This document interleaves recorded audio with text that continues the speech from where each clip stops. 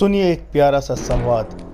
जब टीबी के कीटाणु टीबी के दवा से हार करके गब्बर सिंह के पास पहुंचे तो गब्बर सिंह, कितनी गोलियां थी सरदार? 4।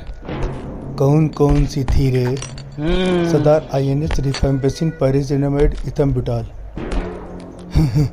वो 4 और तुम 1000।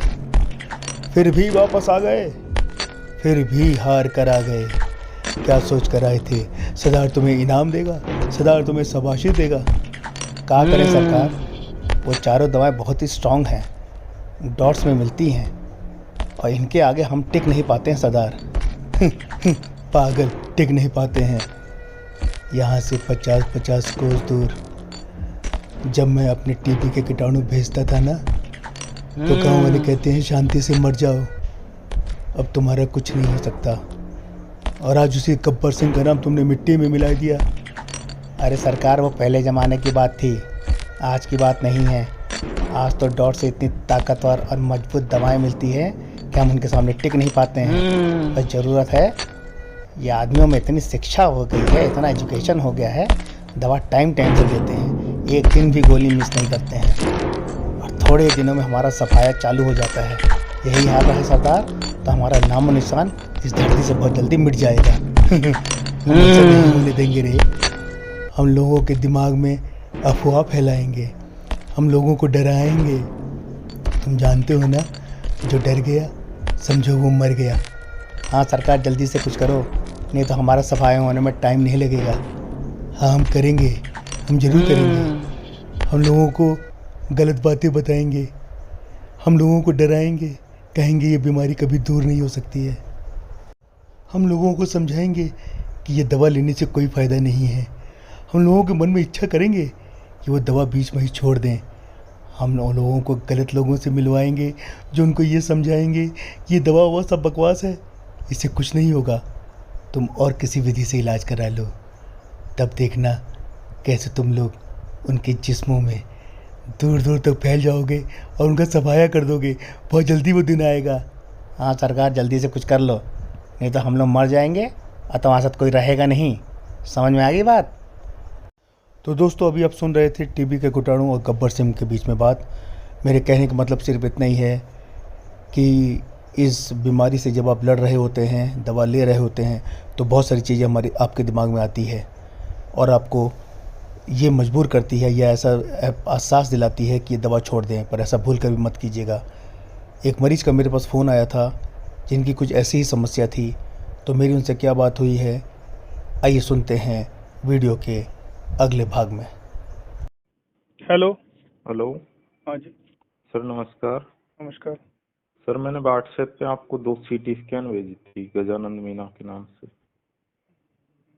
तो जो पेट वाला था कुछ? हाँ सर, वो तो 3 महीने पहले वाले में तो टीबी आ रही थी, 3 महीने बाद गायब हो गई, ऐसा कैसे हुआ है?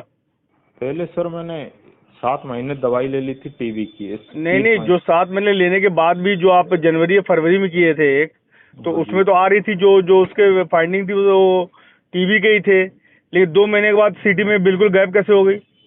वो 1.5 महीने और ली थी मैंने वो, उसके हाँ, तो बाद अगर आप रिसेंट सिटी पे बिलीव करें तो ठीक हो गई अब। तो सर इतना उससे आराम नहीं है। नहीं, आराम तो देखिए तुरंत ही नहीं आता, आराम में तो बहुत टाइम लगता है, क्योंकि अगर टीबी जहाँ पर होती है, जब वो खत्म होती है, हील होती है, तो वहाँ पर भी थोड़ी बहुत सिकुड़न रहती है जो बहुत धीरे धीरे जाती है। मगर टीबी की दवा लेने का मतलब ये नहीं कि पेट बिल्कुल मुक्त हो जाएगा रोग से, वो कुछ ना कुछ लगा रहता है बीच बीच में, है ना। पर उसके लिए वरी करने वाली कोई बात नहीं है। आप लगभग 9 महीने 1 साल का वो कर ले। भारीपन ये सब रहेगा, देखिए क्या क्या खाने से भारीपन होता है वो सब वो आप जज कीजिए, उसको अवॉइड कीजिए, उसको मत खाइए। खाना अभी कुछ महीनों तक बिल्कुल सादा रखिए, मिर्च मसाला तेल मत खाइए, बिल्कुल सादे खाने पे आ जाइए, उसको भरने दीजिए पूरे अच्छे तरीके से, हेल्दी होने दीजिए, नहीं तो फिर ये थोड़ा बहुत ये सब लगा रहेगा। मेंटली अपसेट रहता हूँ सर बहुत। हाँ, मेंटली अपसेट और मेंटली अपसेट मत रहो ना, वही तो कह रहा हूँ, बीमारी को दिमाग तक मत ले जाओ, है ना। तो अगर बीमारी एक बार दिमाग में घुस गई ना, तो फिर उसका कोई इलाज नहीं है, फिर आप डिप्रेशन में चले जाओगे उसके बाद। चला गया सर मैंने। हाँ, तो मत जाओ ना यार, तो आप जब आप जानते हो चला गया तो मत जाओ, निकालो अपने आप को उससे बाहर। ये सोचो कि जो है भी ये है, आपको ठीक होने वाला है, वो कुछ आपको ना खराब करेगा ना कुछ करेगा। थोड़ा समय, हर बीमारी में समय लगता है। कुछ बीमारी 15 दिन में ठीक हो जाती है, कुछ बीमारी महीने में होती है, कुछ बीमारी साल में होती है, कुछ बीमारी 2 साल में होती है। डायबिटीज और हाइपरटेंशन बीमारी जीवन भर रहती है, थायराइड जीवन भर रहती है। तो बीमारी के प्रकार हैं भाई साहब। तो सर अब मैं दवाई चलने दूं क्या? मेरी अभी कितने महीने खा लिए दवाई? वो तो अब बंद कर दिया टीवी का मैंने। हाँ छोड़ दो, देखिए 9 महीने खा लिए तो ठीक है।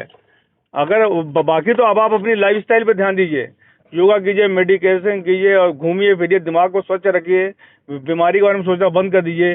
थोड़ा बहुत कभी गैस बनती है तो वो तो दुनिया को बनती है, कब्ज होती है वो आधी दुनिया को कब्ज है, तो वो उसके लिए परेशान होते रहेंगे तो आप बिल्कुल लाइफ स्पॉइल कर लेंगे आप, है ना। और उसमें डॉक्टर भी मदद नहीं कर पाएगा आपकी। तो बीमारी नहीं जाता सर मैं, तो जाता हूँ फ्रेश होने। अरे वो फ्रेश बता रहा हूँ, आधी दुनिया सुबह फ्रेश नहीं होती है। हम तो मेरा तो फील्ड ही यही ना, मैं तो प्रोक्टोलॉजी में मैं तो मास्टर हूँ। तो आधी दुनिया में तो ये कब्ज की बीमारी है। अब ये आपको कुछ लोगों की जिद होती है मुझे सुबह ही फ्रेश होना है, अगर नहीं हो पाता तो मेरा जीवन बर्बाद है, मैं क्या करूँ, है ना। तो वो सब नहीं है, वो आप खुद देखिए। मेरे माइंड में हमेशा ये रहता है कि सर्जरी ऑपरेशन करा लूं तो सही हो कुछ नहीं होगा, बिल्कुल भूल के ही मत कराना इसमें ऑपरेशन कराओगे। क्या है, मैंने 7-8 डॉक्टर से सलाह ली, नहीं बोला कि अभी ये जो सीटी स्कैन में कोई भी उसमें ऑपरेशन की स्थिति नहीं है। अच्छा सर, यही जानकारी चाहता था। नहीं कोई स्थिति नहीं है, मस्त रहो। और ये ज्यादा दिमाग से बीमारी लगाओगे तो फिर आपको कोई मदद नहीं कर पाएगा। सुन लिए। और अगर चैनल अभी तक सब्सक्राइब नहीं किया हो ना तो अब कर देना। ऐसी बातें लेकर के आगे भी आता रहूँगा। धन्यवाद आप सभी का।